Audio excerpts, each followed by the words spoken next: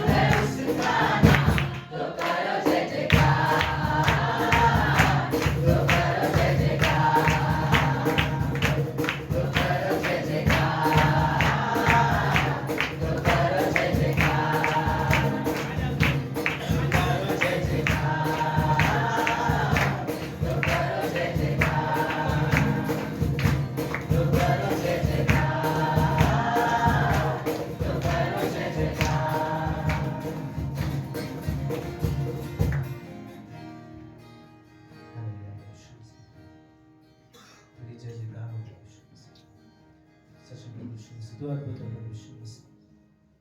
तू राजाओं का राजा है, तू प्रभु का प्रभु है प्रभु यीशु मसीह। तू हमें बनाने वाला परमेश्वर है प्रभु यीशु मसीह। हमें सांस फूकने वाला परमेश्वर, हमें जीवन देने वाला प्रभु है। धन्यवाद देते, हम तेरी आराधना करते हैं प्रभु, तेरे नाम की बड़ाई करते हैं।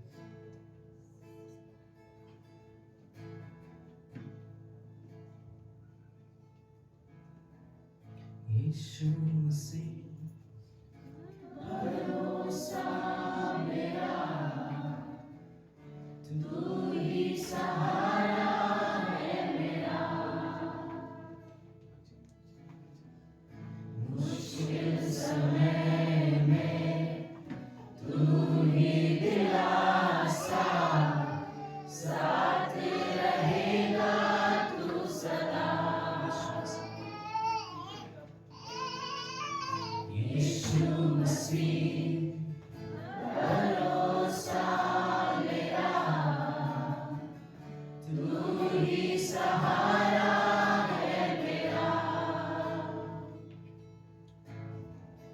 मुश्किल समय में तू ही दिलासा, साथ रहेगा तू सदा। करुणा भलाई तेरी सदा रहेगी मुझ पर, तेरी विश्वास योग्यता देखूंगा मैं उम्र भर। मैं हाथ उठाकर गाऊंगा, यीशु तेरा नाम रहे ऊंचा। मैं हाथ उठाकर गाऊंगा, यीशु तेरा नाम रहे ऊंचा। मौत से है बचाया तूने, जीवन नया है दे दिया।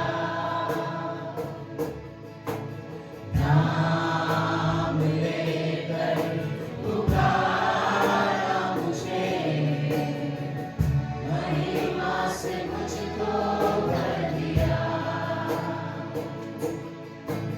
मौत से है बचाया तूने, जीवन नया है दे दिया। नाम लेकर पुकारा मुझे, महिमा से मुझको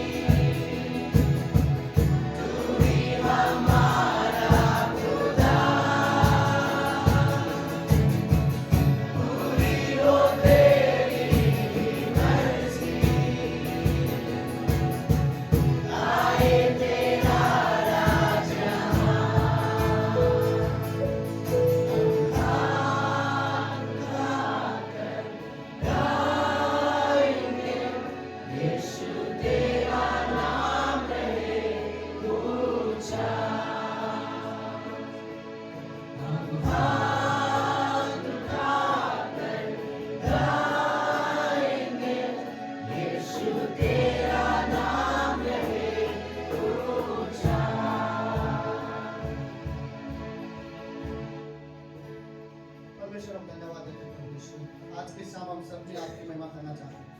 इस कमरे में हम लिए अपने हाथ उठाते परमेश्वर की महिमा के लिए। प्रभु आप जीवित और सच्चे परमेश्वर हो। आपने हमसे प्रेम किया, आपने हमें चुना और प्रभु यीशु हम भी आपसे प्रेम करते हैं। इसलिए इस कमरे में प्रभु हम अपने हाथ उठाकर आपकी महिमा करना चाहते हैं। प्रभु पिछले हफ्ते में हमसे चाहे जाने अनजाने में कोई भी गलती हुआ हो तो सारी गलतियों के लिए पिता हम आपके सामने और माफी मांगते हैं। आप क्षमा करने वाले परमेश्वर हैं। और प्रभु यीशु वो सारी चीजें भूलकर इस समय हम सिर्फ महिमा करना चाहते हैं। हम रियली आपको आपके लिए अपना हाथ उठाना चाहते हैं पिता। आप महिमा के एक मात्र योग्य परमेश्वर। धन्यवाद प्रभु यीशु मसीह। आज से 2000 साल पहले जो आपने हमारे लिए किया, प्रभु यीशु मसीह जो बलिदान आप हमारे लिए किए, वो हमारे लिए सत्य परमेश्वर हमारा उद्धार का कारण बना है। सिर्फ यीशु मसीह के वजह से आज स्वर्ग हमारा घर बना है पिता। हम धन्यवाद देते प्रभु यीशु मसीह। हम रियली आपकी महिमा करना चाहते हैं। आप एकमात्र महिमा के योग्य परमेश्वर हो। प्रभु हम रियली दिल से आपकी महिमा करना चाहते हैं। धन्यवाद पिता परमेश्वर। ऐसे हम कंटिन्यू करते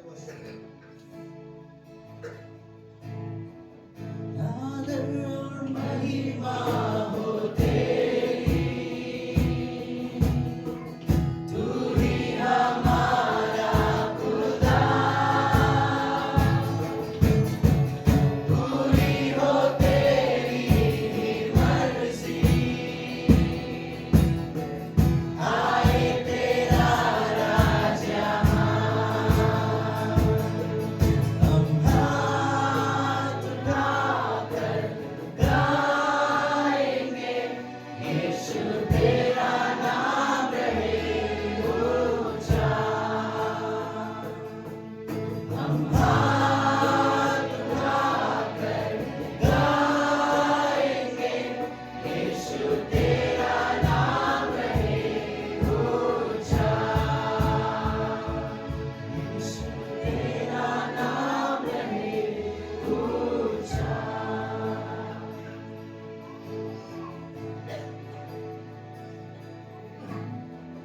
तूने किया खाली अपने आप को, छोड़ी सारी महिमा, होकर खुदा किया शून्य अपने आप को, बना मनुष्य समान। तूने किया खाली अपने आप को, छोड़ी सारी महिमा,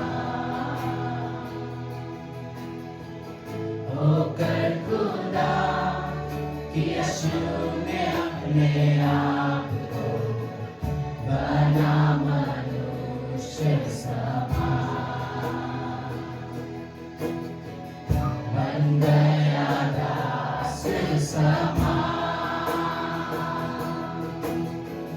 मृत्यु सही, हाँ मृत्यु क्रूस की, और हुआ सबसे महान। तू राज करे, तू राज करे, तू राज करे सारी दुनिया पे। घुटने टिके सारे घुटने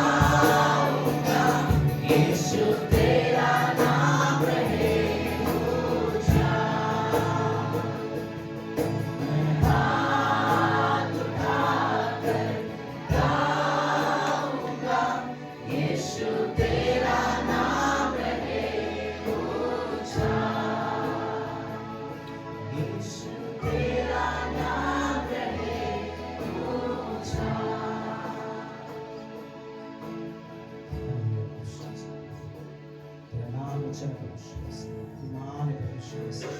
प्रभु यीशु मसीह पूरे दिल और मन से प्रभु यीशु मसीह तेरी आराधना करते हैं प्रभु यीशु मसीह। आत्मा और सच्चाई के साथ प्रभु यीशु मसीह अपने मन को तैयार करके प्रभु यीशु मसीह हम तेरी आराधना करते हैं प्रभु यीशु मसीह। तू अद्भुत है प्रभु यीशु मसीह। सच्चे प्रभु यीशु मसीह तेरी महिमा हो प्रभु यीशु मसीह। तेरी आराधना हो प्रभु यीशु मसीह। प्रभु यीशु मसीह यहाँ पे आए हुए लोग प्रभु यीशु मसीह तुझसे प्रेम करते हैं प्रभु यीशु मसीह। हम सब प्रभु यीशु मसीह तुझसे प्रेम करते हैं प्रभु यीशु मसीह।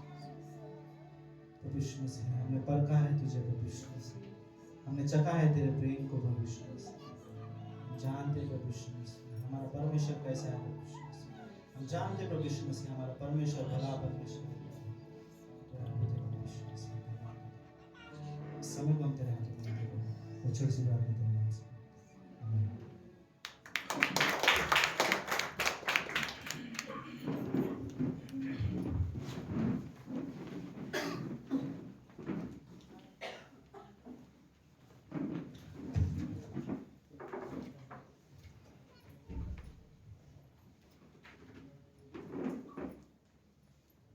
गुड इवनिंग आप सभी को। आप सभी का स्वागत है ग्रेडी ग्रेस की संपूर्ण कलीसिया में। आप सभी का मैं सच में स्वागत करना चाहता हूँ। अपने पड़ोसी से भी कह सकते हो आपका स्वागत है आज के सभा। आप सभी को देखकर बहुत खुशी हो रही है, राइट? अद्भुत आराधना थी, राइट? ये अलग ही एक इस तरीके से कहते हैं ना, जब हम कॉर्पोरेट बॉडी में जब हम संगति में एक साथ आकर आराधना करते हैं तो उसमें एक अलग सामर्थ्य होती है, राइट? आप परिवार के साथ आप बैठते हो, एक अलग सामर्थ्य है, बट संपूर्णता जो कंप्लीट में जो फुलनेस है ना, जो कंप्लीट मसीह है वो इस जगह पर हम पाते हैं, राइट? जब हम एक साथ मिलकर एक बॉडी के साथ एक परिवार के साथ हम कहते हैं कि हम सच में परमेश्वर, चाहे कोई भी हालात हो, चाहे कोई भी परिस्थितियां हो, आई थिंक परमेश्वर हमें सामर्थ्य दे सके कि हम कह सके, चाहे हम अस्पताल में हो, चाहे हम घर के किसी काम में हो, चाहे हम किसी नौकरी में परेशान हो, चाहे हम किसी बिजनेस के चीज़ों में हो, बट आई थिंक ये सबसे बड़ी महिमा की बात होगी कि हम उस हालातों में भी परमेश्वर से कह सकते हैं कि परमेश्वर तेरा, हम हाथ उठाकर कहना चाहते हैं कि तेरी महिमा, राइट?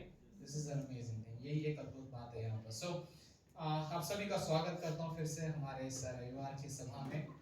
सो आज हमारे बीच में एक खास गेस्ट हैं, राइट? सो हमारे बीच में राहुल है, ग्रेस है और उनका बेटा अयान, जो कि अमेरिका से हमारे बीच में आए हैं सबको के लिए। सो हम लोग तीनों उनका स्वागत करते हैं।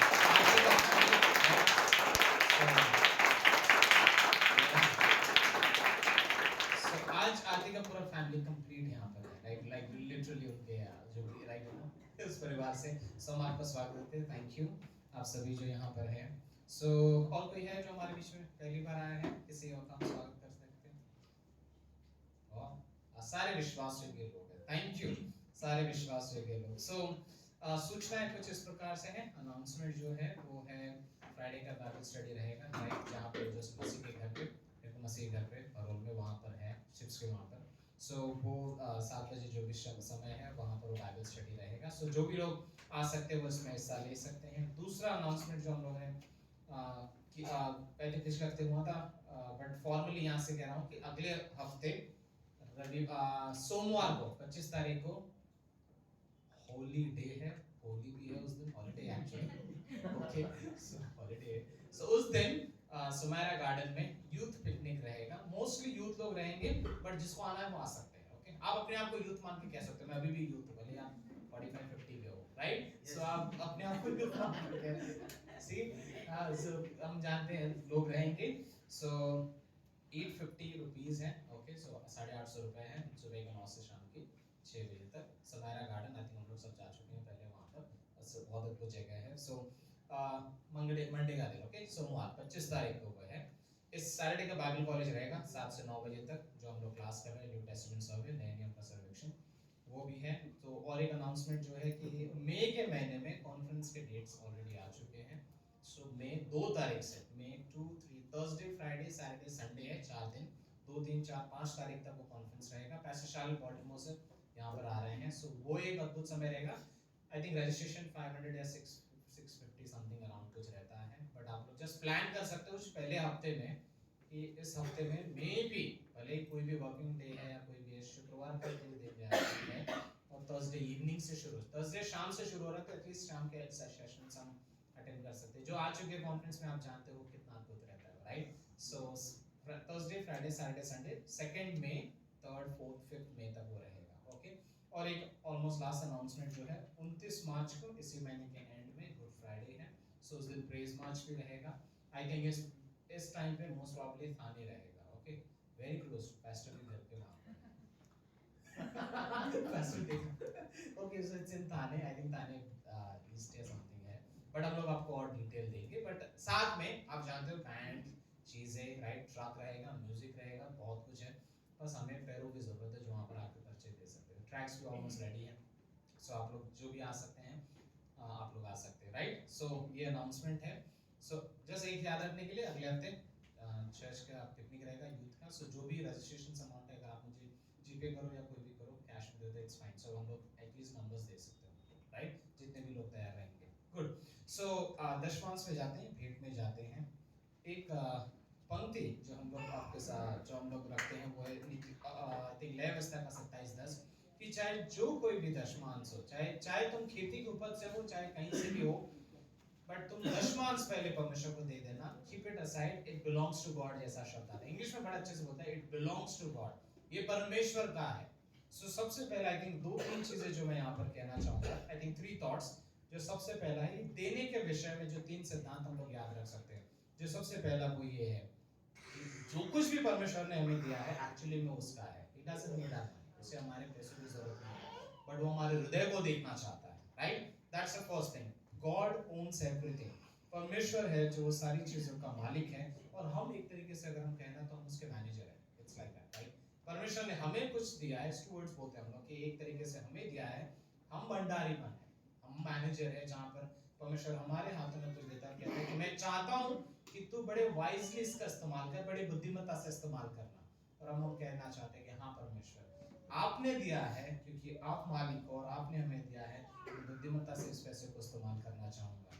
और ये एक तरीका है जिससे हम कहते हैं कि परमेश्वर आपने दिया, हम आप पर निर्भर हैं, इसलिए किसी और को दे पाते हैं, राइट? हमारा भरोसा उस पर दिखाई देता है। दूसरी चीज वो ये भी है कि संसार में हम इस बात को जानते हैं कि जो खुशी है, लाइक हम इस सच्चाई को हम कलीसिया से बेहतर और कोई नहीं जान सकता, कि हमारा जो आनंद है, जो खुशी है, वो पैसों पर कभी आधारित नहीं है, राइट?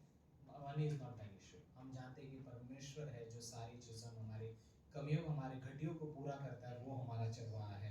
सो सेकंड थिंग जो मैं कह रहा हूँ कि मटेरियलिज्म, संसार की चीजों से, आई थिंक एक अच्छा तरीका है याद रखने के लिए कि मेरे पास बहुत कुछ हो सकता है, बट शायद आनंद और खुशी और परमेश्वर का जो आज्ञा मानने की जो खुशी है वो ना हो, बट मेरे पास शायद थोड़ा सा हो, बट परमेश्वर की आशीष है उसमें, कितनी बेहतर बात होगी, right?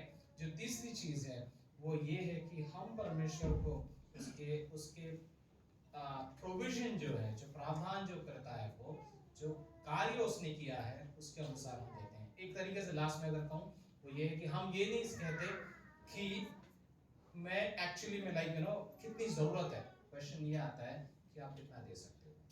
It's like that, right? आपका प्रपोर्शन क्या है? परमेश्वर आपको जितना भी आपने दिया है, और ये कहता है कि मैं चाहता हूँ तुम दशमांश अपने मन से दो, पूरे दिल से, right? God doesn't need our money, परमेश्वर को हमारे पैसों की जरूरत नहीं, बट वो हमारे हृदय को देखना चाहता है, राइट?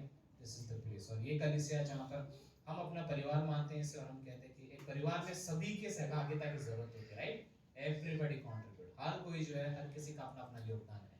सो क्योंकि हम इस कलीसिया के हिस्से हैं, हम जो भी अपने मानते हैं कि इस कलीसिया के सदस्य, हम जो भी परमेश्वर ने हमें आशीष दिया है, हम उसका एक हिस्सा उसे देते हैं। हमें प्रार्थना करते हैं, परमेश्वर धन्यवाद देते हैं, थैंक यू जो हर कोई यहाँ पर उपस्थित है, परमेश्वर हर किसी के जीवन के लिए आपने उनको चुनकर लाया, आपने हम सभी को इस परिवार में लाया, थैंक यू सो मच फिर से इस समय के लिए परमेश्वर। हम जो भी दशमांश दे परमेश्वर आपको ग्रहण योग्य हो, आपको महिमा मिले, हर हाथ को आशीष देना, हर पैरों में वो ताकत देना परमेश्वर, बट अबव ऑल हम ये याद रख सके परमेश्वर कि आप देते हो, आप गिवर हो गॉड, आप प्रोविजंस देते हो, और हमें आपके जैसा बनने में मदद करना। धन्यवाद परमेश्वर फिर से इस समय के लिए, प्रार्थना प्रभु यीशु के नाम से करते हैं, आमीन।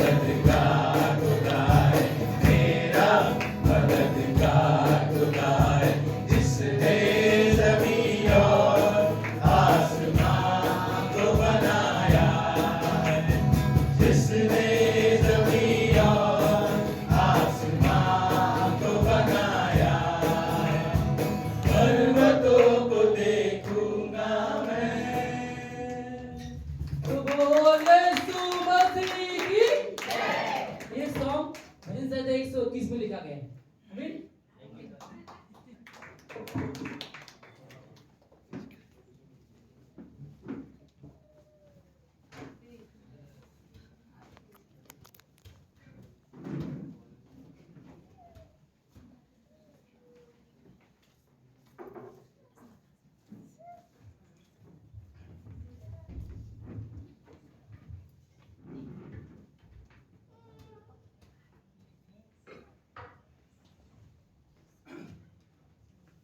ओके, हम अपनी जगह पे खड़े होते हैं। पंक्तियाँ पढ़ने के लिए।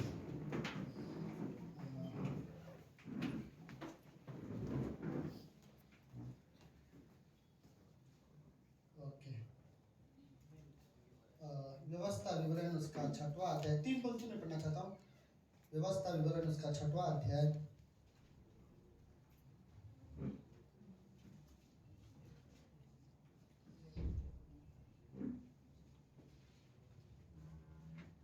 उसकी 21वीं पंक्ति, 20 और 21वीं पंक्ति।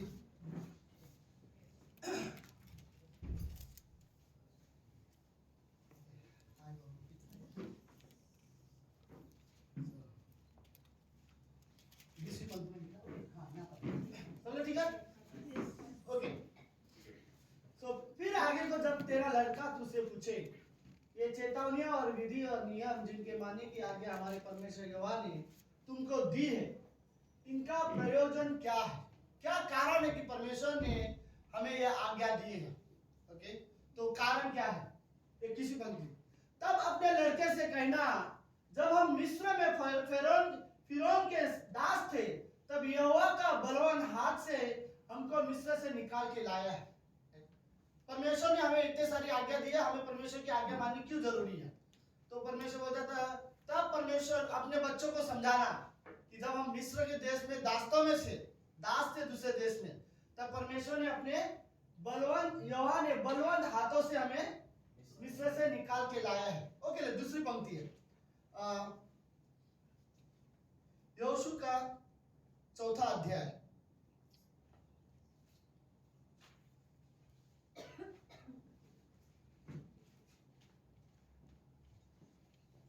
उसकी 24वीं पंक्ति, इसलिए कि पृथ्वी के सब हाँ सेम है। और 23 पढ़ते पहले, सॉरी, क्योंकि जैसे तुम्हारे परमेश्वर यहोवा ने लाल समुद्र को हमारे पार हो जाने तक हमारे सामने से हटाकर सुखा रखा था, वैसे ही उसने यरदन को भी जल तुम्हारे पार हो जाने तक तुम्हारे सामने से हटाकर सुखा रखा है। 24, इसलिए कि पृथ्वी के सब देशों के लोग जान ले कि यहोवा का हाथ बलवंत है, और तुम सर्वदा अपने परमेश्वर यहोवा का भय मानते रहना।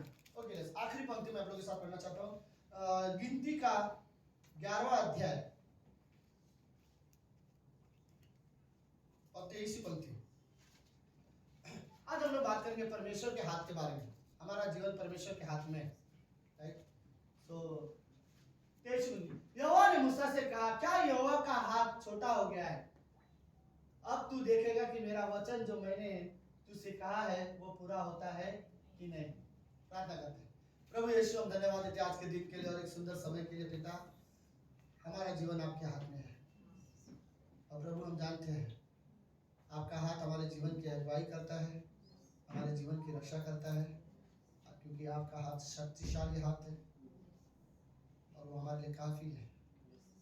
आपका हाथ आशीष देने वाला हाथ है, अगुवाई करने वाला हाथ है। धन्यवाद प्रभु यीशु, आज हमारा जीवन प्रभु यीशु आपके हाथों में है। धन्यवाद पिता परमेश्वर, आज की शाम की सभा को आप आशीष देना। प्रार्थना यीशु मसीह के नाम से करते हैं, आमीन आमीन। आप सब बैठ सकते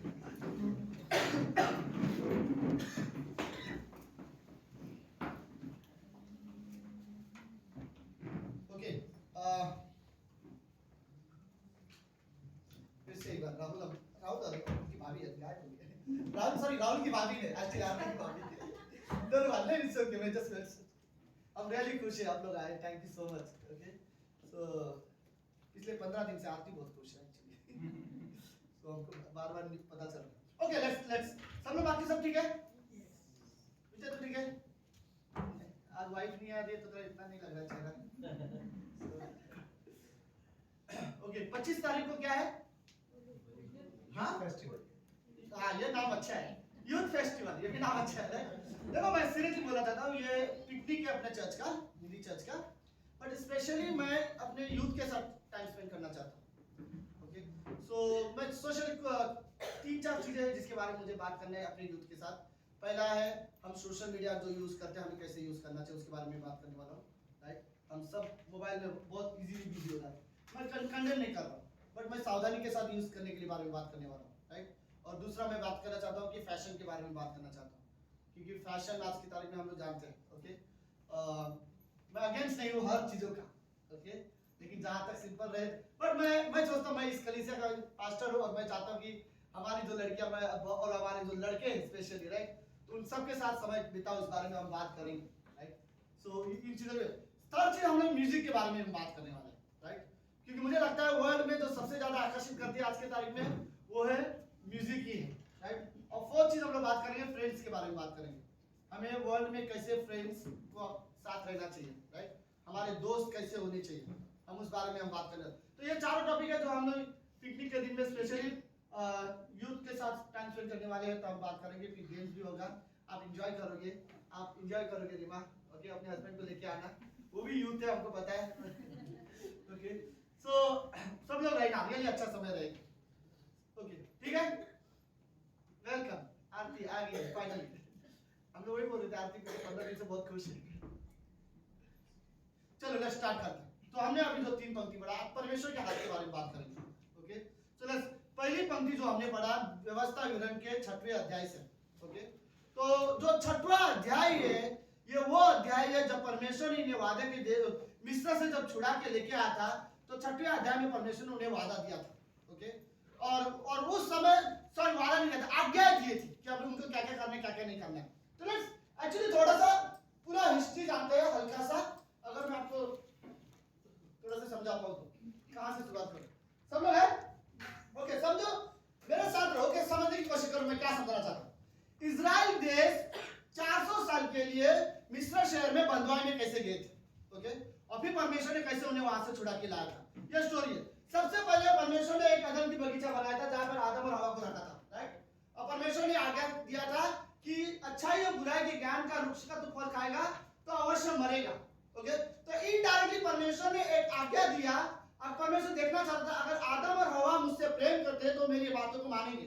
तो वह आज्ञा इसलिए दिया था ताकि परमेश्वर देखना चाहता था कि क्या मैं इनसे बहुत प्रेम करता हूं, क्या ये भी मुझसे प्रेम करते हैं। राइट, तो वह आज्ञा, और हुआ ये कि आदम और हवा ने परमेश्वर की आज्ञा का नहीं मानी और उन्होंने वो फल खाया जो नहीं खाना था, और फिर वहां से पाप हो गया।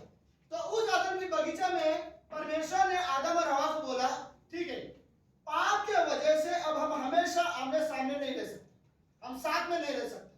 आदम और हवा तुम्हें इस अदन की बगीचे से बाहर जाना पड़ेगा। राइट, याद है इसमें बहुत से परमेश्वर ने वादा किया। परमेश्वर ने यह भी वादा किया कि स्त्री के द्वारा एक बीज आएगा जो इस सांप के, यह सांप उसके एड़ी को डसेगी और वो बीज इसके सर कुचलेगा। राइट, तो इस मसीह के बारे में भविष्यवाणी। लेकिन मैं ये काम करूं, अदन की बगीचे से निकल जाने के बाद कई सालों के बाद परमेश्वर ने करीब 2000 साल गुजर चुके हैं, तब परमेश्वर ने देखा कि दुनिया में बहुत से अविश्वासी भी हो रहे हैं जो परमेश्वर में विश्वास करने वाले नहीं है। ओके तो उस समय परमेश्वर ने एक व्यक्ति को चुना जिसका नाम था अब्राहम। आपको मैं बता दूं, अब्राहम जिस समय परमेश्वर को चुना गया था उसके बाद जो अब्राहम की परिवार आई उसे यहूदी कहा गया है।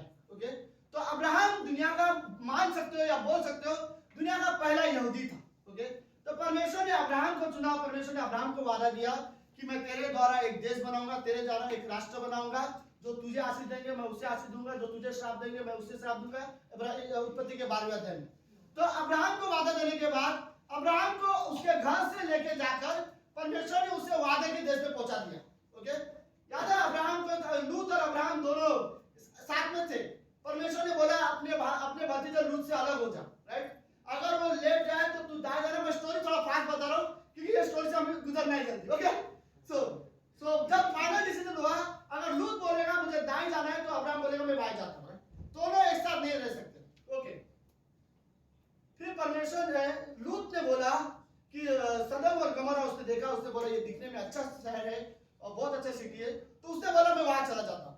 फिर परमेश्वर को अब्राहम ने पूछा, परमेश्वर अब मैं कहां जाऊं? तो परमेश्वर ने उससे कहा जिस जगह तू खड़ा है वो कनान शहर है, वही वादे का देश है, तुझे कहीं नहीं जाना, यही देश है जहां पर जो देश मैं तुझे देने वाला हूं। तो वही इजराइल देश आगे जाके होने वाला था। ओके, तो इस कहानी में ऐसे अब अब्राहम का एक बेटा हुआ इसहाक, इसहाक के बाद इसहाक के 2 बच्चे हुए, याकूब और एसाव। वेरी गुड, मेरे साथ हो गए, याकूब और एसाव। और वो दोनों के बीच में झगड़े हो गए थे। तो याकूब क्या किया था, थोड़ा सा भाग गया था, याद है 14 साल के लिए, और करीब करीब 14 साल, फिर उससे 14 साल तो उसको शादी में लगे, पहले 7 साल में पहली बीवी, दूसरे साल में दूसरी बीवी, और फिर उसके बाद कुछ और साल रहा, और फिर उसके बाद उसे बच्चे हुए। फिर वो वापस वादे के देश में आ गया। ओके, अपने भाई के साथ रहने लगा। अब याकूब के जो 12 बच्चे थे वो हो गए इजराइल देश। जो 12 गोत्र थे उन्हें इजराइल देश कहा जाता है। अब 12 भाई थे, उन 12 भाइयों ने एक भाई को मारा। क्या नाम था उसका? यूसुफ। Very good, right. अब याद है उसने दर्शन देखा, मेरे बड़े भाई मेरे सामने झुकेंगे, तो यूसुफ को उन्होंने मारा, और मारने के बाद खाई में फेंकने के बाद उन्होंने सोचा, छोटे भाई ने बोला मार भी डालते हैं, एक काम करते उसे बेच देते, कुछ पैसा मिलेगा। तो उन्होंने बोला ठीक है, तो उन्होंने उसे बेच दिया। अब बेचने के बाद वादे के देश छोड़कर वो गया फिरौन में। ओके, कहानी में हो मेरे साथ? अब यहाँ पर वो व्यक्ति, मैं बड़ा शॉर्टकट में बता रहा हूँ कहानी। ओके, जेल में गया, ऊपर इल्जाम लगाया, कई सारी चीजें हुआ। यहाँ पर वो व्यक्ति बन गया प्रधानमंत्री। ओके, राजा का खास आदमी प्रधानमंत्री बना। और जब वो प्रधानमंत्री बना तो एक समय आया कि पूरी दुनिया में कहीं पर राशन नहीं था, क्योंकि 7 साल के लिए बारिश नहीं हुई थी, खेती नहीं हुई थी, तो राशन आया नहीं, किसी घर में नहीं था। तो वो 7 साल, पहले 7 साल में बहुत राशन आया, राइट, और अगले 7 साल में कुछ नहीं आया, अकाल था। तो वो अकाल के लिए पहले 7 साल में फिरौन ने वहां के लिए अपने लिए सब जमा करके रख दिया था। ओके, अब हुआ ये कि जब सारे देश में अकाल आए तो सारे देश के लोग राशन खरीदने के लिए फिरौन मिस्र शहर में आ रहे थे, फिरौन के पास आ रहे थे मिस्र में। ओके, तो सारे लोग आ रहे थे। तो यूसुफ के जो 11 भाई थे उनके घर में भी अकाल था, उनके पास भी राशन नहीं था। फिर ये लोग भी गए राशन लाने के लिए। कहानी समझो। ओके, जब इन्होंने राशन लेने आए, वहां इनको पता चला ये तो हमारा भाई है। ओके, जब उनको ये पता चला ये हमारा ही भाई है, तो वो लोग ने तो फिरौन ने कहा यूसुफ तू अपने भाइयों के साथ जा मत, तेरे भाइयों को बोल मैं यहाँ पे एक जगह दे देता हूँ और वो लोग यहीं पर रहने दे। राइट, तो उन लोगों को बड़ा अच्छा लगा, भाई यहाँ पर प्रधानमंत्री है और ये पे शहर में बहुत फेमस भी है, और यहाँ पे सब कुछ है, राशन विशन, हमारे पास जो चाहिए सब जरूरत पूरी हो सकती है, हम वो छोड़ देते हैं और हम यहाँ पे बसने के लिए तैयार हैं। तो सब के सब यहाँ पर रहने के लिए तैयार हो गए, याकूब और पूरे 12 भाई। कहानी समझ में आ रहा है? परमेश्वर ने वादे का देश दिया था, कनान शहर, राइट, लेकिन अब्राहम को दिया था, इसहाक को दिया था, लेकिन ये लोग ने बाद में ये शहर छोड़ दिया और ये लोग को ज्यादा कंफर्टेबल लगा दूसरा शहर जहां पर भाई प्रधानमंत्री भी है, राजा का खास आदमी भी है, तो वो लोग वहां पर रहने लगे। तो सुनो, अब यहाँ पर गुजर गए 400 साल। 400 साल के बाद एक आदमी है जो राजा बनता है और वो कहता है कि जो याकूब के जो इजरायली लोग हैं ये हमारे जैसे नहीं दिखते, ये अलग है। तो उन्होंने बोला इनकी जनसंख्या बढ़ते जा रही है, एक काम करो इन्हें गुलाम बना दो। फिर वो सारे लोगों को वो लोग ने गुलाम बनाने लगे और फिर वो सब गुलाम बन के वहां पर काम करने लगे। तब वहां से परमेश्वर ने मूसा को चुना और मूसा को कहा यहां से इन सारे लोगों को लेके चल और जो वादे का देश मैंने अब्राहम को दिया था वापस वहां चल। राइट, मैंने कहा था मैं तुम्हें एक राष्ट्र दूंगा, तो वापस वादे के देश लेके आ। तो ये कहानी। अब इस शहर में जब रास्ते में वादे का देश लेके आ रहा था तो रास्ते में सारे लोगों को छुड़ा के लेके आया मिस्र के दास्तों से। रास्ते में परमेश्वर ने कहा इन लोगों को आज्ञा दी। सबसे अच्छी आज्ञा क्या होगी? उन लोगों को बोल तू प्रभु अपने परमेश्वर के पूरे तन, पूरे मन, पूरे शक्ति से साथ क्या करना है? प्रेम करना है। 6वें अध्याय की 5वीं पंक्ति में, राइट। और उनको आज्ञा मानने सिखा। दूसरा आज्ञा परमेश्वर ने उसी अध्याय में पता क्या दिया? इनको सिखा कि ये लोग हमेशा परमेश्वर का भय मानना चाहिए, कुछ भी हो, और परमेश्वर का उद्धार को ना भूले और हमेशा परमेश्वर को भय मानना चाहिए। और फिर वो वर्ड बोलता है इतना ही नहीं, आगे जाकर तुम्हारे बच्चे जो पूछेंगे ये आज्ञा इतने सारी कहां से आई है, तो अपने बच्चों को बोलना बोलना, परमेश्वर ने हमें अपने शक्तिशाली हाथों से मिस्र देश से छुड़ा के लेके आया। वो परमेश्वर ने हमें ये आज्ञा दी है और हमें उस परमेश्वर की आज्ञा का पालन करनी है। तो फिरौन की सेना से जब वो छुड़ा के लेके आया था, उस समय यहाँ पर मूसा अपने लोगों को बोल रहा है, जब तुम्हारे बच्चे होंगे कई सालों के बाद और वो पूछेंगे कि अगर ये बाइबल कहाँ से आया है, तो उनको बोलना कि ये परमेश्वर की किताब है। जब मैं अभी के लिए याद कर रहा है, तो अब मूसा बोल रहा है ये आज्ञा किसने दिया, तो उनको बताना ये परमेश्वर ने दी हुई आज्ञा, जिसने हमें अपने हाथों से मिस्र देश से छुड़ाकर यहाँ के लेके आया। राइट, तो ये कहानी मुझे एक रियल अच्छी लगती है। ओके, हम दास्तों में थे, फिरौन के दास्तों में थे मिस्र के देश में, उनके हाथ से परमेश्वर ने छुड़ाया, क्योंकि परमेश्वर का हाथ फिरौन के हाथ से ज्यादा शक्तिशाली था और वहां से छुड़ा के उन्हें अपना देश दिया। ओके, ठीक वैसे हम सब पहले पापी थे और हम सब ने पाप किया था, लेकिन और हर एक तरह से हम पाप के दास्तों में थे। यीशु मसीह धरती पर आया, हमारे पाप के लिए मारा गया और तीसरे दिन जीवित हुआ और उन्हें हमें पाप के दास्तों से छुड़ाकर हमें परमेश्वर यीशु मसीह का दास बना दिया। राइट, रोमियो के 6वें अध्याय और 5वें अध्याय की कहानी में, राइट, वो साफ साफ बोलता है कि हम पहले मसीह के क्या हम पहले आदम के दास से थे, अब हम मसीह के हैं। पहले हम पाप के दास थे, अब हम परमेश्वर के सेवक हैं, मसीह के सेवक। राइट, तो वो वर्ड यहाँ पे बोल रहा है कि जो दास्तों से हमें छुड़ाया, वो परमेश्वर ने हमें अपने शक्तिशाली हाथों से हमें छुड़ाया है। ये वो कहानी। और लास्ट में ओके, दूसरी कहानी जो मैं क्लोज करना चाहता हूँ, खाली कहानी क्लोज करना चाहता हूँ, मैसेज नहीं, समझ ठीक हो? ओके, दूसरे हिस्से में, इसी बीच में, अब दूसरे हिस्से में गिनती के 11वें अध्याय में हो रही है, जब वो आधे लोग रास्ते से निकल गए थे, तो वहां पर ये लोग बीच में लोग ने बोलने लगे, अरे परमेश्वर हमको जो खाना दे रहा है स्वर्ग से खाना आ रहा है, अच्छा है, लेकिन हमें ना मच्छी मटन नहीं मिल रहा है। तो सब लोग रो रहे थे 11वें अध्याय में। उनका रोना ये था, हमें अभी भी याद आ रहा है जब हम मिस्र में थे तो हम मटन खाते थे, हम मच्छी खाते थे, और यहाँ पर हमें वो नहीं मिल रहा है। तो सब रोने लगे, हम कब तक यही खाना खाते रहेंगे, सेम खाना खाते रहेंगे, हमें नया खाना चाहिए, हमें मच्छी चाहिए। मूसा बोलता है, इन लोगों के रात के समय में सब रो रहे और आपस में बात कर रहे, मूसा सबकी आवाज सुन रहा है। परमेश्वर के पास आके मूसा बोलता है, परमेश्वर तूने मुझे क्यों चुना इन लोगों की अगुवाई करने के लिए? ये लोगों ने बड़े बड़े चमत्कार देखे हैं, ये लोगों ने देखा है पत्थर में से पानी आ रहा है, ये लोगों ने देखा लाल समुद्र 2 हिस्से में हो गया, ये लोगों ने देखा तू स्वर्ग से इनके लिए खाना भेज रहा है, उसके बावजूद अब ये रो रहे हैं कि इनको मच्छी चाहिए। मूसा बोलता है, परमेश्वर मैं क्या करूं? क्या मैं समुद्र की सारी मच्छियां लेके आऊं एक साथ ताकि ये 20 लाख लोगों को खिलाऊं, या फिर मैं क्या करूं? जितने भी हमारे जानवर है वो सबको मारना पड़ेगा इनको खाना खिलाने के लिए। तब परमेश्वर ने बोला, मूसा क्या मेरा हाथ छोटा हो गया? इनके नजर में प्रॉब्लम ये कि इनको लग रहा है मेरा हाथ छोटे नहीं, मैं ये दे सकता हूं, कल मैं सबको मटन दूंगा, राइट, लेकिन जो कुड़कुड़ाने वाले हैं उनको सजा भी दूंगा, लेकिन कल लोग देखेंगे कि मेरा हाथ अभी छोटा नहीं है। राइट, तो उस समय परमेश्वर ने मूसा से बोला कि मेरा हाथ अभी छोटा नहीं है, मैं कार्य कर सकता हूं। ओके, तो लेट्स यशायाह का 59 वर्स पहली पंक्ति में लिखा है कि मैं परमेश्वर बोलता है मेरा हाथ ऐसा छोटा नहीं कि मैं उद्धार ना कर सकूं। राइट, परमेश्वर बोलता है मेरा हाथ इतना छोटा नहीं कि मैं लोगों को बचा ना सकूं। मेरा हाथ, परमेश्वर का हाथ जो है वो शक्तिशाली हाथ है। तो लेट्स अभी हम परमेश्वर के हाथ के बारे में बात करते हैं। हमारा जीवन परमेश्वर के हाथ में है, इसका क्या मतलब है? अगर विश्वासी का जीवन परमेश्वर के हाथ में है, इसका मतलब पता क्या है? मेरा जीवन अगर परमेश्वर के हाथ में है, मतलब परमेश्वर का अधिकार है मेरे जीवन पर। राइट, परमेश्वर चिंता करेगा मेरे जीवन की, क्योंकि मेरा जीवन उसके हाथ में है। राइट, वो मेरे जीवन की अगुवाई करेगा क्योंकि उसके मेरा जीवन उसके हाथ में है। वो मेरी सारी जरूरतों को पूरा करेगा क्योंकि मेरा जीवन अब उसके हाथ में है।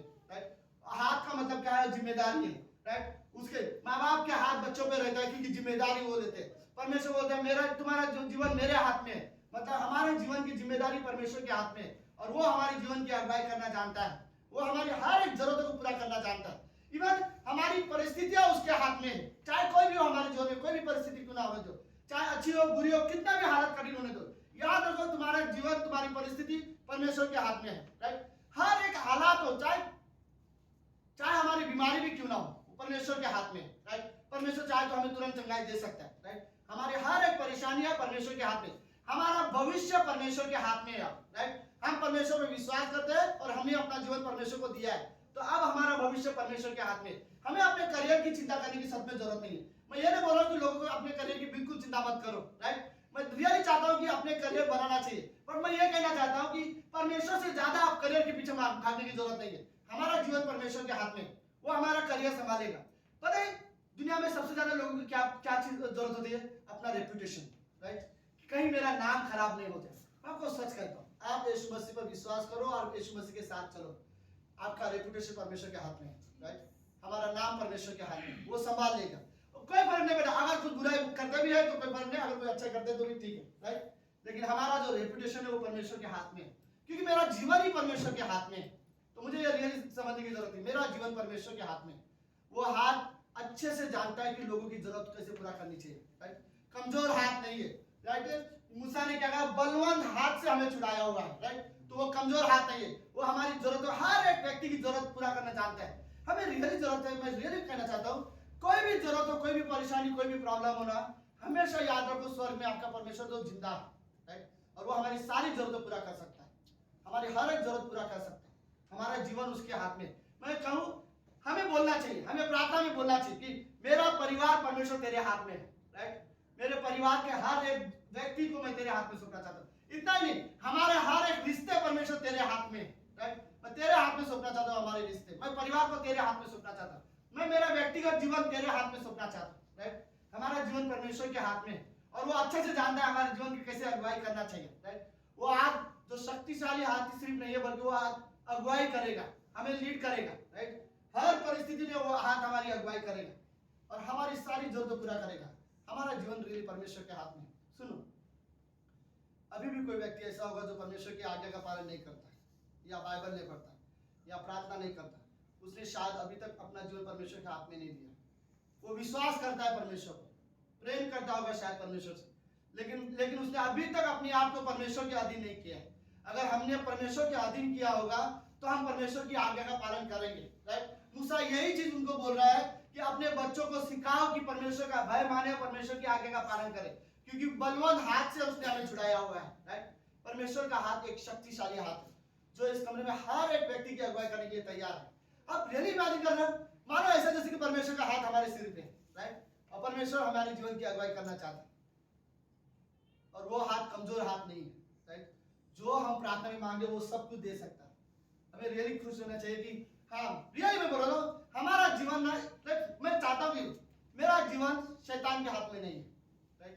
मेरा जीवन दुष्ट आत्माओं के हाथ में नहीं है, मेरा जीवन इस संसार में किसी व्यक्ति के हाथ में नहीं है, संसार के समाज के हाथ में मेरा जीवन नहीं है, राइट? मेरा जीवन बाकी रिश्तेदारों के हाथ में नहीं है कि लोग जो बोलेंगे मुझे वो करना जरूरी पड़ेगा। हम रिस्पेक्ट करते हैं, प्रेम करते हैं, लेकिन मेरा जीवन परमेश्वर के हाथ में। इवन मेरा जीवन मेरे हाथ में नहीं है। मैं नहीं चाहता मैं अपने जीवन को कंट्रोल करूं, अपने जीवन पे नियंत्रण भी कर दूं, सिर्फ अपनी इच्छाएं पूरी करते रहो, राइट? मेरे लिए जरूरी है मैं परमेश्वर की इच्छा को जानूं और उसकी इच्छा के अनुसार जीवन जीने की कोशिश करूं, ये जानते हुए कि मेरा जीवन परमेश्वर के हाथ में है, तभी मेरा जीवन सुरक्षित है, वरना इस संसार में कोई सुरक्षित नहीं।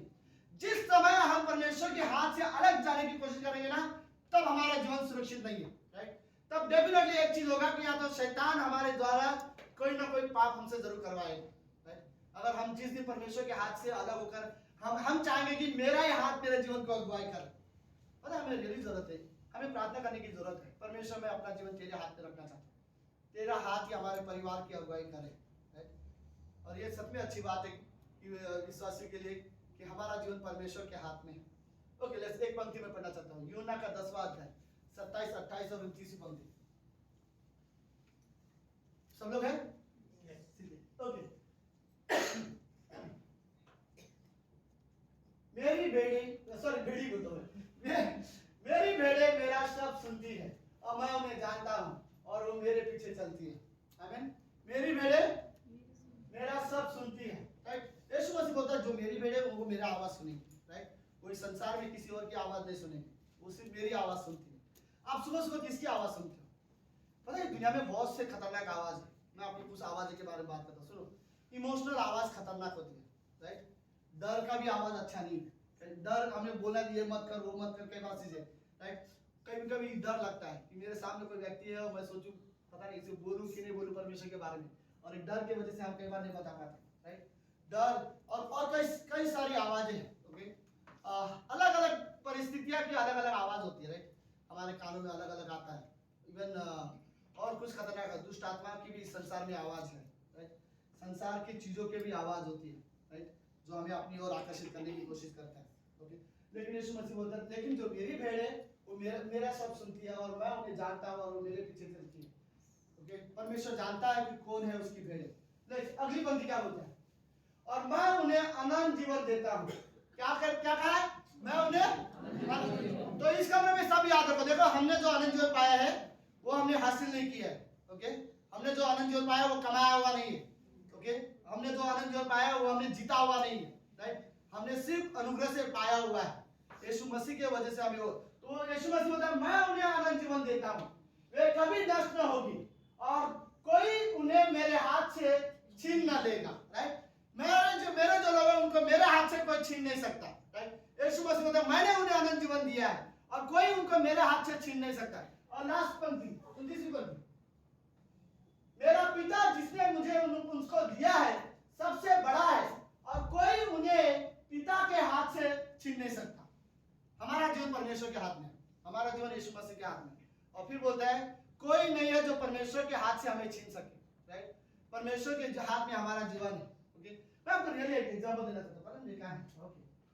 लेट्स सुनो, सिंपल एग्जांपल है, देखिए।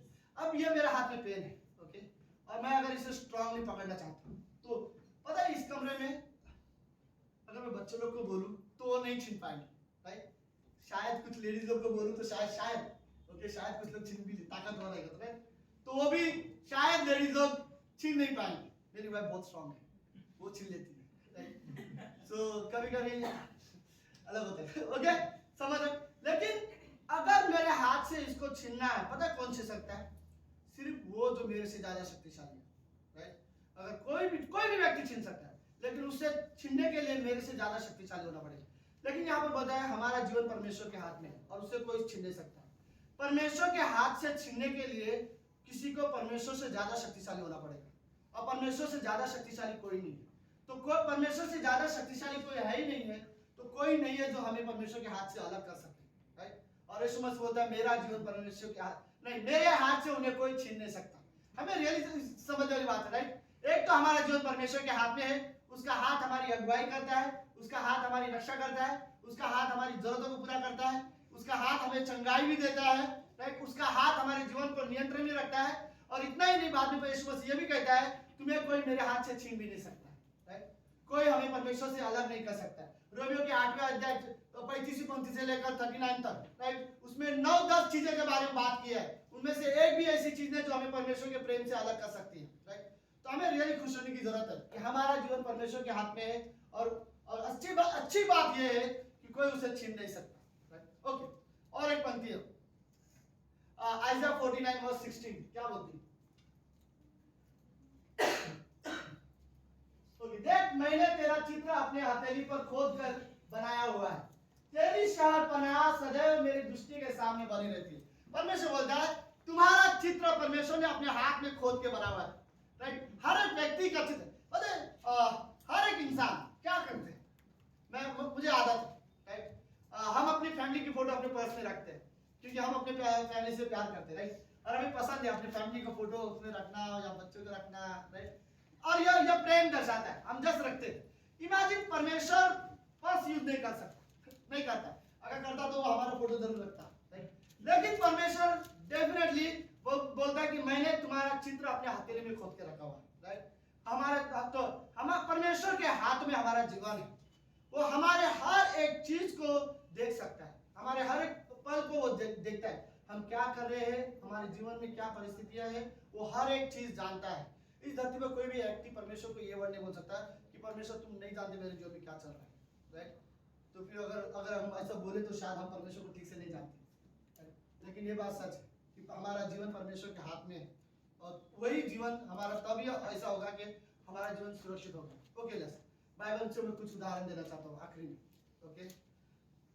शद्रक मेशक अबेदnego को लोगों ने आग में डाल दिया और वहां के राजा को लगा इन लोग की जान जो है मेरे हाथ में है, मैं चाहूं तो तुम्हें आग में डाल सकता हूँ।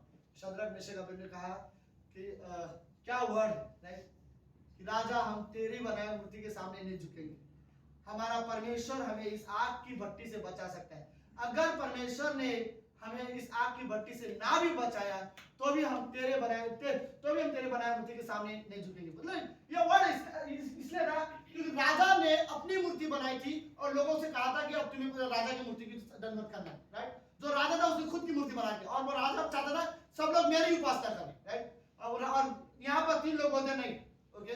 और फिर उन्हें आग की भट्टी में डाल दिया गया था, लेकिन क्या हुआ, वहां पर यीशु मसीह उनके साथ था, ओके ओके।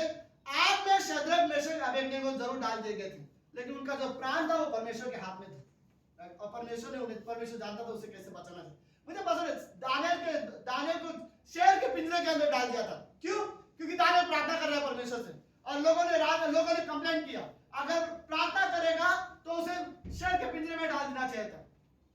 उनको लगा राजा का जो खास आदमी है वो दानियल अब मर जाएगा, राइट। हमने उसे क्या किया है, शेर के पिंजरे में डाल दिया है। लेकिन ओके, लेकिन वहां भी वो लोग देखते हैं कि शेर ने उन्हें खाया नहीं, राइट। और दानियल आराम से रात को सोया था। बट मेरा कहना ये था, ओके, लोगों को लगा कि शेर के पिंजरे में डालने के बाद दानियल मर जाएगा, लेकिन वो भूल गए थे कि उसका जीवन परमेश्वर के हाथ में था, राइट। और वही हाथ उसकी रक्षा कर रहा था, और वही हाथ में उसको, याद है वो पापी स्त्री जो पाप करते हुए पकड़ी गई थी, लोगों के हाथ में पत्थर थे उसे मारने के लिए। वहां पर कई सारे भीड़ थी और हर एक के हाथ में पत्थर थे कि अब हम इसे मारेंगे, राइट। ठीक है, लोगों के हाथ में पत्थर थे, लेकिन उसका जीवन परमेश्वर के हाथ में था, राइट। उसका जीवन वहां पर यीशु मसीह के हाथ में था। यीशु मसीह ने कहा पहला पत्थर वो मारे जिसने कभी पाप नहीं किया। वही पत्थर लोगों ने फेंक दिए क्योंकि वो जानते थे पापी तो हम लोग भी है, राइट। और उस स्त्री को लगा आज मैं मर जाऊंगा, लेकिन वो जानती थी, राइट। मुझे पसंद है बहुत बार ऐसा हुआ, राइट। पौलुस अपनी गवाही के बारे में बोलते, एक बार उसे पत्थर से मारा गया था, लोगों ने सोचा ये मर चुका है, लेकिन उसका जीवन परमेश्वर के हाथ में था। पौलुस को एक बार एक पूरी रात समुद्र में काटना पड़ा था, राइट। लोगों को उससे लगा कि ये नहीं बच पाएगा, सुबह तक समुद्र से किनारे तक नहीं आ पाएगा, पूरी रात समुद्र के अंदर था, लेकिन उसका जीवन जो था परमेश्वर के हाथ में। तो मैं ये सारी चीजें इसलिए दिखाना चाहता हूँ, सिंपल मेरा बोलना यही है, राइट। हमारे जीवन में कोई भी परिस्थिति, प्रॉब्लम, चीजें हो सकती है, लेकिन हमें इस बात से खुश होना चाहिए कि मेरा जीवन परमेश्वर के हाथ में है, राइट। और जिस दिन हम परमेश्वर के हाथ से बाहर आएंगे तो उस वक्त हम सुरक्षित नहीं है, राइट। वही शक्तिशाली हाथ है जो हमें सुरक्षा दे सकती है, राइट। हमें रियली जरूरत है कि हम अपने जीवन परमेश्वर के हाथ में रहे, मेरा जीवन परमेश्वर के हाथ में रहे। मैं ये भी वर्ड कहना चाहूँगा, अगर आप संसार से प्रेम करते हो, बुराइयां करते हो, कोई भी गलत चीज़ें की आदत है और उस बुरी आदत से अभी तक आप बाहर नहीं आ रहे हो, इसका मतलब ये अभी तक अपने आप को परमेश्वर के अधीन नहीं किया। और जो व्यक्ति परमेश्वर के अधीन नहीं होगा उसका जीवन परमेश्वर के हाथ में नहीं होगा। हमें रियली जरूरत है कि हम निर्णय लें और प्रार्थना करें, परमेश्वर मेरा जीवन तेरे हाथ में है, और परमेश्वर का हाथ हमारे जीवन की अगुवाई करता है। आमीन आमीन। लेट्स प्रार्थना करते हैं। प्रभु यीशु, हम धन्यवाद देते हैं आज के दिन के लिए और एक सुंदर समय के लिए पिता। आप महान, जीवित और पवित्र परमेश्वर, परमेश्वर हमें आपकी रियली जरूरत है, हमें आपके हाथ की जरूरत है प्रभु। आपका हाथ लोगों को छू सकता है। आपके हाथ में इर्मया को छुआ और वो बोलना जाना है जबकि वो बालक था। प्रभु यीशु मसीह, आपके हाथ लोगों के जीवन को परिवर्तन कर सकता है, लोगों के जीवन बदल सकता है। हमें रियली जरूरत है कि आपका हाथ हमारे घर में रहे, हमारे परिवार में रहे। प्रभु यीशु मसीह, मैं रियली चाहता हूँ अगर कोई बीमारी है, कोई बीमार है, चाहे छोटी बीमारी, कोई भी चीज से अगर किसी को कोई तकलीफ है, प्रभु यीशु मसीह में प्रार्थना करता हूँ कि आपके हाथ जो चंगाई देने वाले हाथ है, परमेश्वर उन्हें रियली आप चंगाई देना। हम रियली चाहते हैं प्रभु यीशु, हमारे जीवन की आप अगुवाई करो, अपने हाथों से हमारे जीवन की अगुवाई करो पिता। आपका हाथ एक शक्तिशाली हाथ है। धन्यवाद पिता परमेश्वर। प्रार्थना यीशु मसीह के नाम से करते हैं, आमीन आमीन।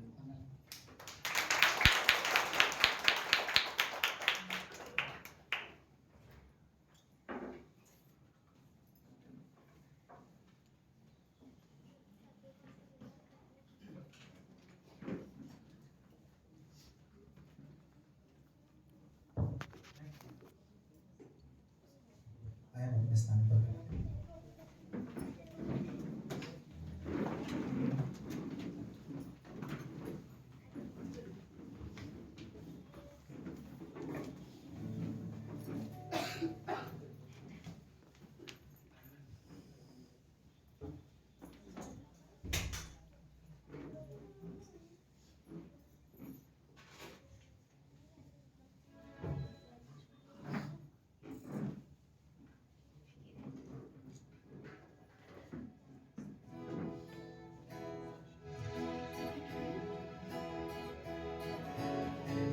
सब लोग ताली से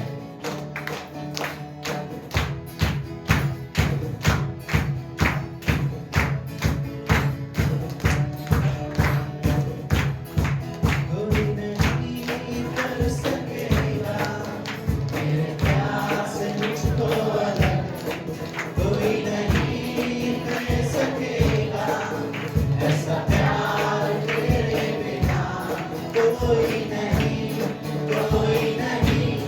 मेरे बिना, कोई नहीं तेरे बिना, कोई नहीं कर सकेगा मेरे प्यार से मुझको अलग, कोई नहीं दे सकेगा ऐसा प्यार तेरे बिना, कोई नहीं तेरे बिना, कोई नहीं तेरे बिना, चाहे छोड़े मुझको ज़माना, चाहे छोड़े मुझको मेरे अपने, फिर भी तू नहीं छोड़े मेरा साथ, चाहे छोड़े मुझको ज़माना, चाहे छोड़े मुझको मेरे अपने, फिर भी तू नहीं छोड़े मेरा साथ, बह जाऊं सांस मेरा, उड़ जाऊं अंबर से ऊंचा, फिर भी तुझे मैं पाऊं मेरे साथ, कोई नहीं मेरे बिना, कोई नहीं तेरे बिना, ना जीवन ना मृत्यु ना स्वर्गदूत ना शैतान, ना वर्तमान ना भविष्य, ना ऊंचाई ना गहराई, ना जीवन ना मृत्यु ना स्वर्गदूत ना शैतान, ना वर्तमान ना भविष्य, ना ऊंचाई ना गहराई, कोई नहीं तेरे बिना, कोई नहीं तेरे बिना, कोई नहीं तेरे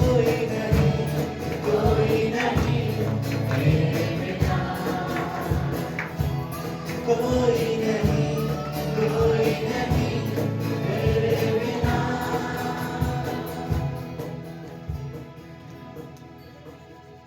ओके हेलो आवाज बढ़ सकता है? हेलो कैसे जा रहा था? हेलो हाँ ये कैसा है? तो इसी का पढ़ा रहा था क्या? ओके सो मैं कुछ चीज़ें बताना चाहता हूँ सीरियसली। हमारे बीच में शशिकांत है, अपने संदीप भाई है, दीपक है और राहुल है, अजय है। हर बुधवार को इस कमरे में हर एक व्यक्ति के लिए हम लोग प्रार्थना करते हैं। हम 1 घंटा प्रार्थना करते हैं, बट मैं रियली कहना चाहता हूँ इस कमरे में किसी को भी हम नहीं भूलते। हर एक व्यक्ति का नाम लेकर हम सभी के लिए प्रार्थना करते हैं। अगर किसी को सच में कोई भी प्रार्थना का रिक्वेस्ट हो, आप हमें मैसेज कर सकते हो। हर बुधवार को हम लोग आपके लिए प्रार्थना करते रहेंगे। ओके, कोई भी प्रॉब्लम, कोई भी चीज़ें हो, अगर रियली इवन कोई बात नहीं, अगर आप अपने परिवार के लिए विश्वास में बढ़ने के लिए भी प्रार्थना करना चाहते हो, हम रियली कर रहे हैं। तो हम लोग रियली चाहते हैं, मैं चाहता हूँ कि कलीसिया को पता हो, हर बुधवार को 1 घंटा 9 से 10 बजे तक हम लोग कंटिन्यू बिना भूले हर एक व्यक्ति का नाम लेकर हम लोग ने प्रार्थना की है और हम करते रहते हैं। ओके, तो लेट्स प्रार्थना करते हैं। प्रभु यीशु, हम धन्यवाद देते हैं आज के दिन के लिए और एक सुंदर समय के लिए पिता। प्रभु आप पवित्र परमेश्वर, धन्यवाद देते जो लोग आज यहाँ है। प्रभु यीशु, हम प्रार्थना करना चाहते हैं गॉड, आज प्रार्थना करना चाहते हैं अनीता जो आज हमारे बीच में नहीं है, लेकिन उसके हस्बैंड के लिए जो बीमार था पिछले 1 हफ्ते से हॉस्पिटल में एडमिट था। थैंक यू गॉड, आज उसे डिस्चार्ज मिल चुका है। हम रियली धन्यवाद देते हैं प्रभु यीशु। प्रभु मैं रियली प्रार्थना करना चाहता हूँ, अगर किसी को नौकरी की ज़रूरत है परमेश्वर पिता, तो आप उसे रियली सहायता करना प्रभु यीशु मसीह। अगर कोई भी व्यक्ति हो इस कमरे में, अगर कोई रियली चाहता है अपने जीवन में परिवर्तन चाहता है, प्रभु में बढ़ना चाहता है, प्रभु आप रियली उनकी मदद करो, सहायता करो पिता। प्रभु मैं प्रार्थना करना चाहता हूँ, कोई भी हमारे परिवार में कोई भी अगर बीमार हो, सच में किसी की चंगाई की ज़रूरत हो, प्रभु यीशु हम आप पर विश्वास करते हैं। आपने कहा है परमेश्वर कि आप चंगाई देने वाले परमेश्वर हो। प्रभु हम आप पर रियली विश्वास करते हैं गॉड। किसी को भी अगर चंगाई की ज़रूरत हो गॉड, इवन हर एक व्यक्ति अगर कोई है सच में अपने मन में प्रार्थना कर सकता है, परमेश्वर रियली आपको चंगाई देगा। परमेश्वर ने कहा है मांगो तो दिया जाएगा, ढूंढो तो पाओगे, खटखटाओ तुम्हारे लिए खोला जाएगा। हम परमेश्वर पर भरोसा कर सकते हैं। वो जीवित परमेश्वर है, वो शक्तिशाली परमेश्वर है। परमेश्वर का नाम है यहोवा राफा, जिसका मतलब होता है परमेश्वर जो चंगाई करता है। प्रभु हम रियली धन्यवाद देते हैं। अगर हमारे परिवार में किसी को रियली ज़रूरत है कि वो प्रभु में बढ़े, अगर कोई संसार में बढ़ते जा रहा है, अगर ज़रूरत है कि किसी के जीवन को परिवर्तन का गॉड, तो आप उनके जीवन में कार्य करो, तो लोग बदले। धन्यवाद देते प्रभु यीशु मसीह। किसी के घर परिवार में कोई भी चीज़ की ज़रूरत हो पिता, हम प्रार्थना करते कि आप इसे पूरा करना। धन्यवाद देते प्रभु यीशु, धन्यवाद देते पिता। आने वाले हर एक पल हर एक समय प्रभु यीशु हम आपके हाथ में सौंपते हैं। प्रार्थना यीशु मसीह के नाम से करते हैं, आमीन।